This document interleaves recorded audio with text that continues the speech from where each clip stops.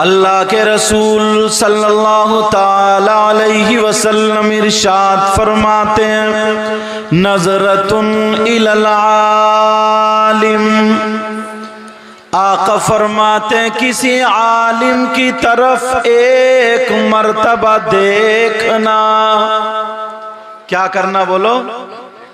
अहब्बु इलैया मिन इबादति सनतिन, आका फरमाते हैं मुझे एक साल की इबादत से ज्यादा पसंद है। तो वो ये आलिम है।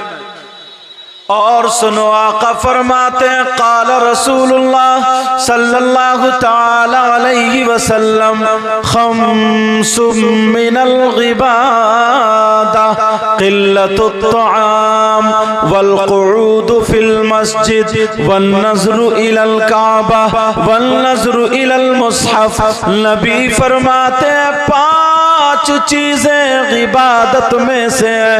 नंबर 1 कम खाना इबादत, नंबर 2 वल क़ुऊद फिल मस्जिद, मस्जिद में बैठना इबादत, नंबर 3 वन नज़्रु इलल काबा, काबे को देखना इबादत, नंबर 4 वन नज़्रु इलल मुस्हफ़, कुरान पाक को देखना इबादत, नंबर 5 वन नज़्रु इलल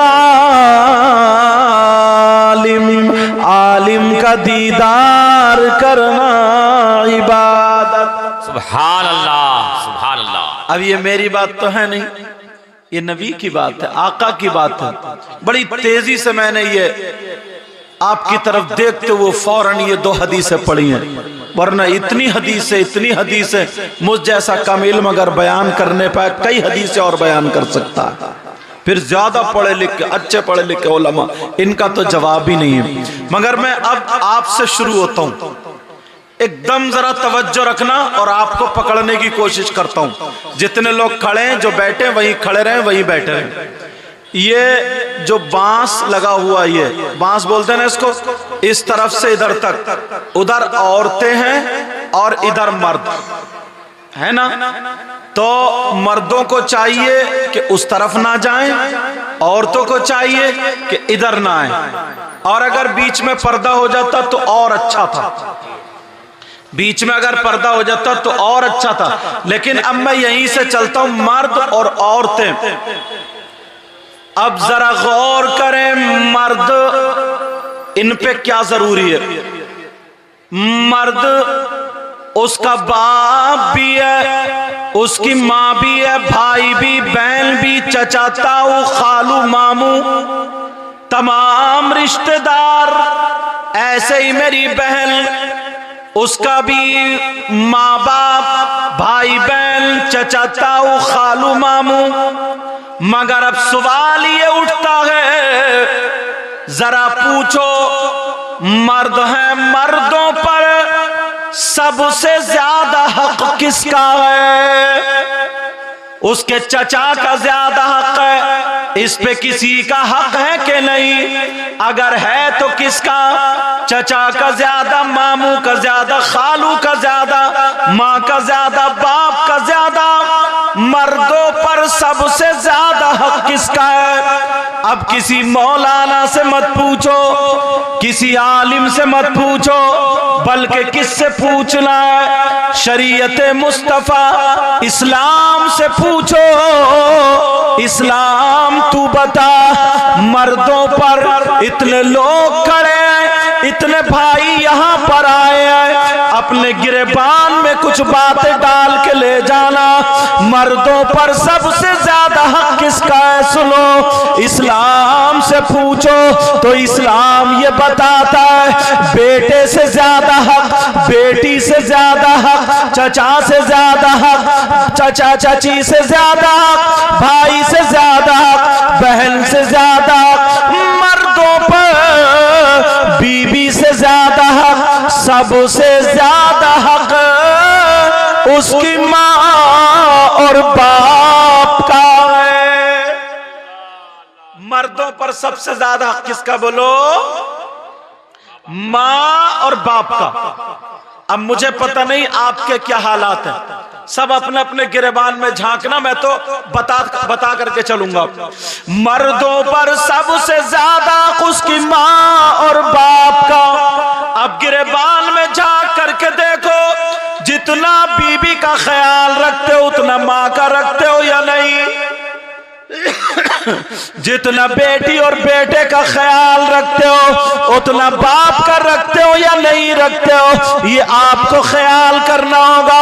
ओ मेरी बहनें, आप भी आई हो तो आप भी जरा सुनो, औरतों पर जरा पूछो सबसे ज्यादा किसका है? तो औरतों के पास भी उनकी माँ भी है, उनके बाप भी है, उनके भाई, उनकी बहन, उनके चचा, ताऊ, खालू, मामू।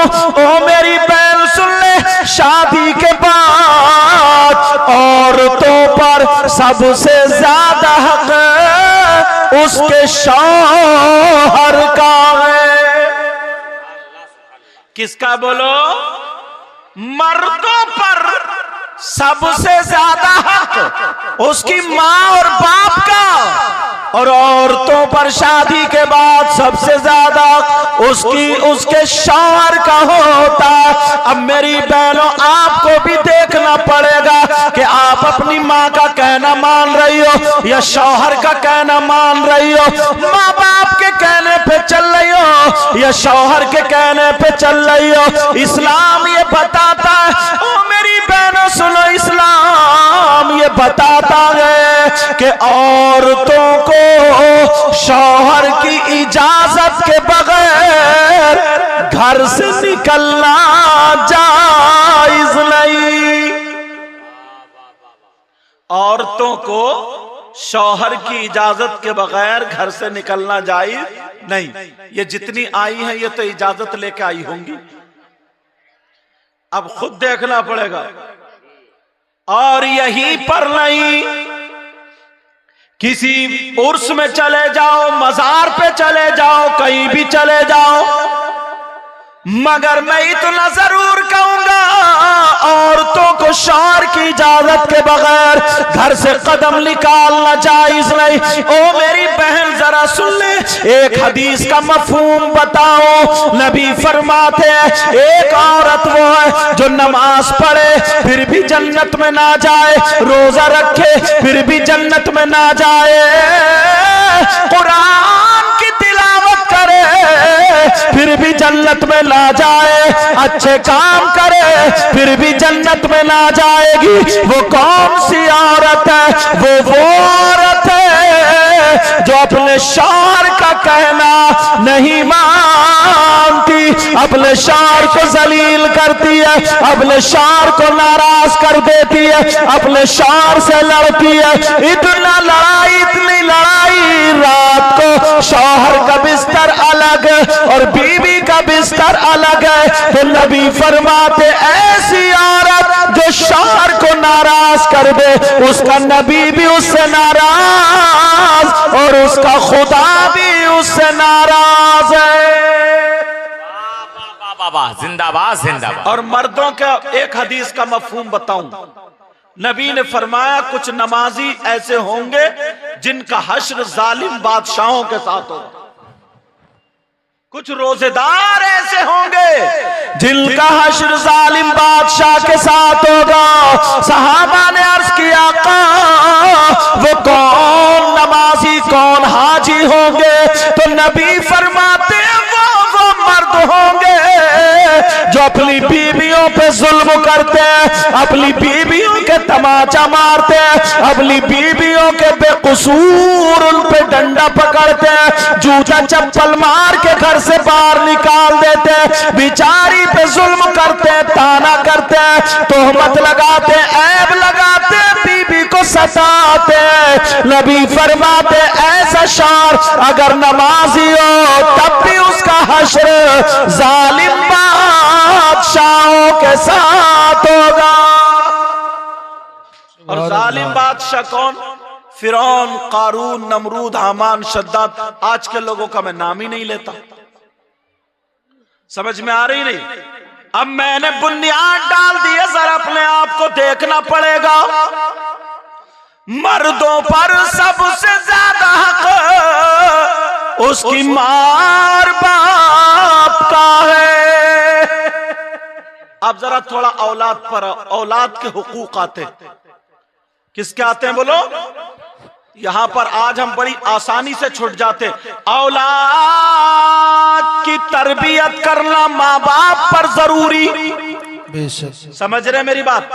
औलाद की तरबियत माँ बाप पर जरूरी है, मगर गिरेबान में जा करके देखो कितने लोग तरबियत कर रहे हैं। अगर तरबियत करते होते तो तुम्हारे बच्चों के बाल फिल्मों जैसे नहीं होते, तुम्हारे बच्चों के चलने का ढंग फिल्मों जैसा नहीं होता, तुम्हारे बच्चों के खाने का ढंग फिल्मों जैसा नहीं होता, तुम्हारे बच्चों के पहनने ओढ़ने का ढंग फिल्मों जैसा नहीं होता। तुम्हारे बच्चे अगर चलते और खाते तो उनके खाने की अदा बोलती नबी नबी, उनके पीने की अदा बोलती नबी नबी, उनके पहनने ओढ़ने की अदा बोलती नबी नबी। ये हुसैन तो नहीं बनता मगर गुलाम हुसैन जरूर बन जाता। सुभान अल्लाह, माशाअल्लाह। तरबियत का असर देखो। और जरा थोड़ा सा आगे बढ़ो, थोड़ा गहराई में चल रहा हूं। यहां पर इतनी मेरी बहनें बैठी हैं और कम से कम 100 मुसलमान यहां पर हैं, मगर इनकी जवान बेटियों पे मोबाइल मिलेगा,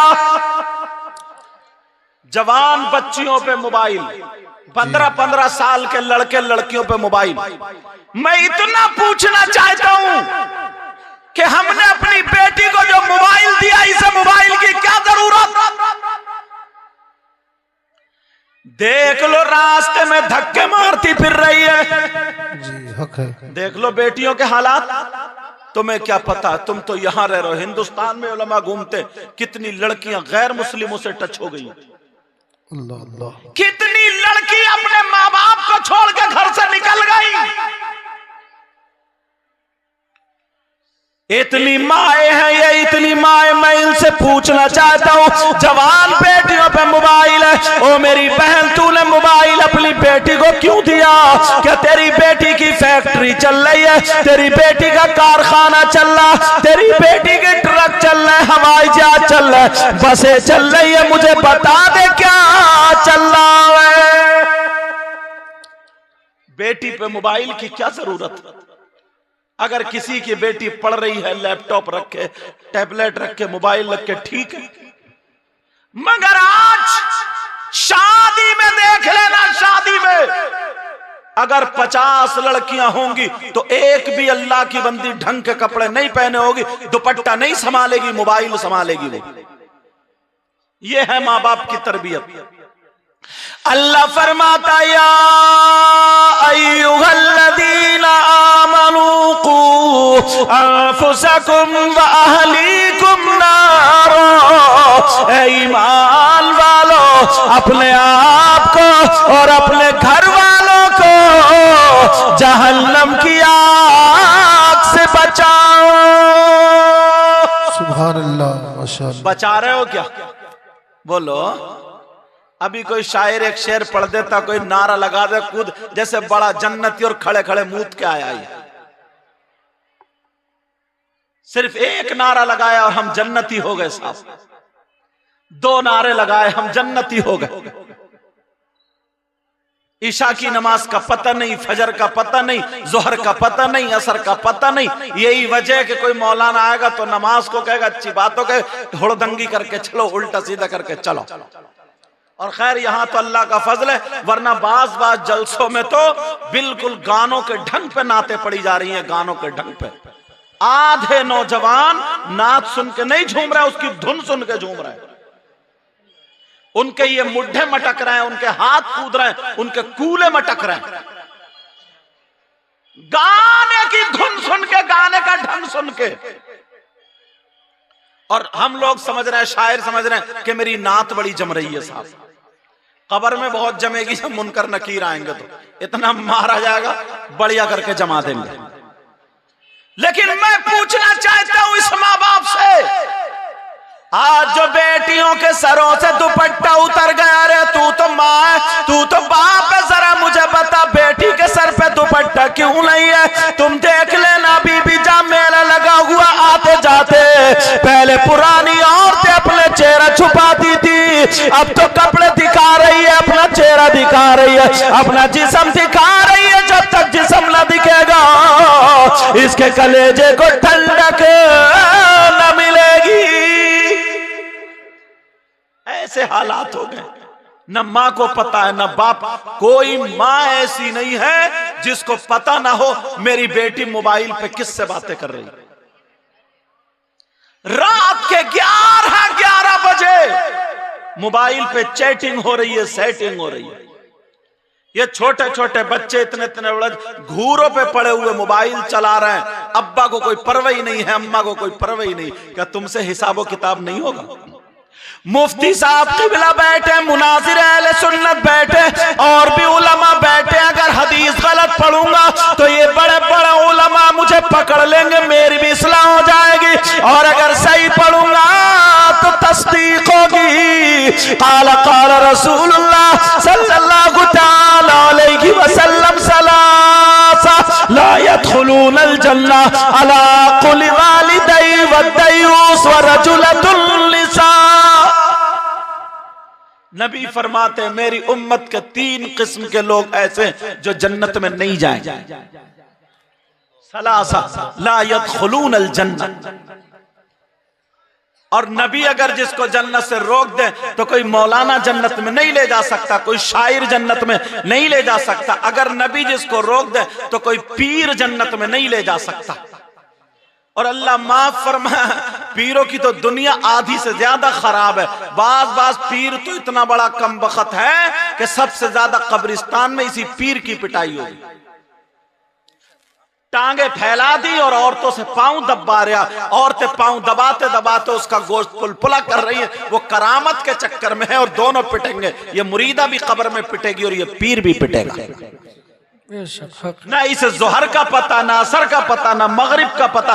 10-10 अंगूठी पहन ली, कंठे पहन लो, फुर्राटे मार रहा। तुम समझ रहे हो बड़ा पहुंचा हुआ मियाँ है ये, बड़ा पहुंचा हुआ पेड़ है, इतना पहुंचा हुआ, इतना पीछा पहुंचा हुआ। इसके चक्कर में रहोगे तुम भी कब्रिस्तान में पिटोगे। ऐसे हालात नबी फरमाते हैं 3 लोग जन्नत में नहीं जा सकते। 3 किस्म के लोग ऐसे हैं जो जन्नत में नहीं जा सकते। और अगर नबी जिसको मना फरमा दे तो कोई माई का लाल नहीं ले जा सकता। और मैं तो ये कहता हूं अगर नबी जिसको मना कर देना तो उसकी नमाजें भी उसे जन्नत में नहीं ले जा सकती, उसके रोजे भी जन्नत में नहीं ले जा सकते, उसकी ज़कात भी, जलसा, उसकी तकरीर, नात, कुछ भी जन्नत में नहीं ले जा सकती अगर नबी जिसको रोक दे तो। नबी जिसको मना कर दे उसको कोई जन्नत में नहीं ले जा सकता। कितने लोग हैं बोलो, कितनी किस्म के बोलो प्यारे? अगर इजाजत हो तो बता दो। नंबर 1, लोग ना जन्नतियों को टटोलते हैं। मैंने वो हदीस पढ़ ली कि पता तो चले यार हम कितने पानी में। कौन जन्नत में नहीं जाएगा? नबी फरमाते अला कुल्ली वालिदै,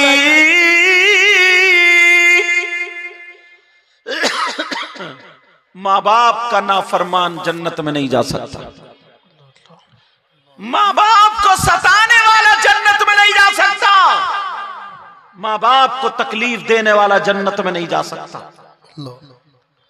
हम आते हमारे लोग के चलो ये सैयद साहब हैं, लोग हाथ चूमते, इन लोगों को चूमते, उन लोगों को चूमते, बुजुर्गों को चूम ले। तुमने अदब किया, चलो वो अपनी जगह, मैं उस तरफ नहीं जाना चाहता। मगर एक बात बता दूं प्यारे, एक बात बता दूं, अगर तुम्हारे माँ बाप तुमसे नाराज है, कितने ही पीरों के हाथ चूम लियो, एक भी तुम्हारा चूमना काम नहीं आ सकता जब तक अगर माँ बाप नाराज। असली चीज छोड़ दिए। नबी फरमाते अला कुल्ली वालिदै, माँ बाप का नाफरमान जन्नत में नहीं जा सकता। मैंने जो हदीस पढ़ी है ना, इस जुमले के लिए पढ़ी है। और नबी फरमाते कौन नहीं जा सकता? नंबर 2, वद्दयूस, दयूस जन्नत में नहीं जा सकता। कौन नहीं जा सकता? बोलो प्यारे, बोलो। दयूस जन्नत में नहीं जा सकता। आप समझ रहे हो कि ये दयूस पता नहीं कहां का रहने वाला, ये कौन है, कौन से गांव का, किसका नाम है? अगर इजाजत हो तो इस दयूस को बताऊं ये कौन है? तुम फिर अपने गिरेबान में झांकियो। मेरी बहनें भी सुन ले, भाई भी सुन ले। दयूस वो माँ बाप है जिनकी बेटियां आवारा घूम रही है और वो उनके चालो चलन से राजी है, तो वो माँ बाप दयूस है। दयूस वो माँ बाप है जिनकी बेटियां आवारा बेपर्दा घूम रही है। दयूस वो माँ बाप है जिनकी बेटियां फैशनीले कपड़े पहन करके गैर लड़कों से मोबाइल पे बातें कर रही है। दयूस वो माँ बाप है जिनकी बेटियां कानों में एयरफोन लगा करके मोबाइल में गाने सुन रही है और बेपर्दा घूम रही है। दयूस वो माँ बाप है जिनकी बेटियां अपने घरों से निकल के चली गई और शरीयत मुस्तफा की धज्जियां बखेर रही है, पर्दे का पता नहीं है, बेहयाई के दर पे उतर आई है, चुटियां लहरा रही है, जिनके बाल दिखाई दे रहे हैं, जिनके गले दिखाई दे रहे हैं, जिनकी आस्तीनें चढ़ी पड़ी है, जो बेपर्दा घूम रही है, उनके चालो चलन से अगर माँ बाप राजी है तो ये माँ बाप दयूस है, दयूस है, दयूस है। और नबी फरमाते हैं दयूस जन्नत में नहीं जा सकता।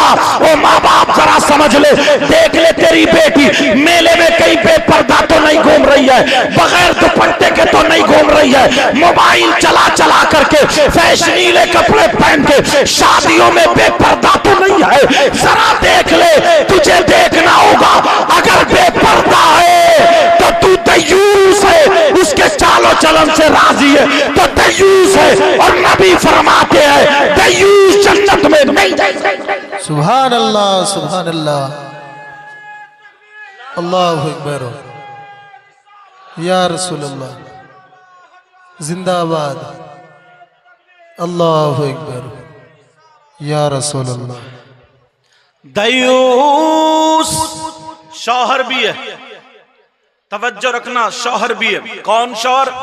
वो शौहर जो अपनी बीबी को डेकोरेशन करा करके मेलो ठेलों में बेपर्दा घुमा रहा है, जी, गैर लड़कों से हाथ मिलवा रहा है, जिसकी बीबी गैर मर्दों से बातें कर रही है, जिसकी बीबी बेपर्दा घूम रही है, कोई पर्दा नहीं कर रही है, उसका चालो चलन फिल्मों जैसा है, बेहयाई के दर पे उतर आई है और वो शौहर उससे राजी है, तो वो शौहर भी दयूस है। और नबी फरमाते हैं दयूस जन्नत में नहीं जा सकता। पूरी दुनिया की बात गलत हो सकती है मगर आमना के लाल की बात गलत नहीं हो सकती है। सुभान अल्लाह। समझ रहे मेरी बात? जो माँ बाप को सताता है, नंबर एक वही तो था ना, जो माँ बाप को सताता है, माँ बाप को तकलीफ देता है, माँ बाप को नाराज कर देता है, जिसके माँ बाप जिससे नाराज होते हैं उसका नबी भी उससे नाराज होता है, उसका खुदा भी उससे नाराज होता है, और जिसके नबी नाराज, जिसका खुदा नाराज, उसकी दुनिया भी बेकार है, उसकी आखिरत भी बेकार है।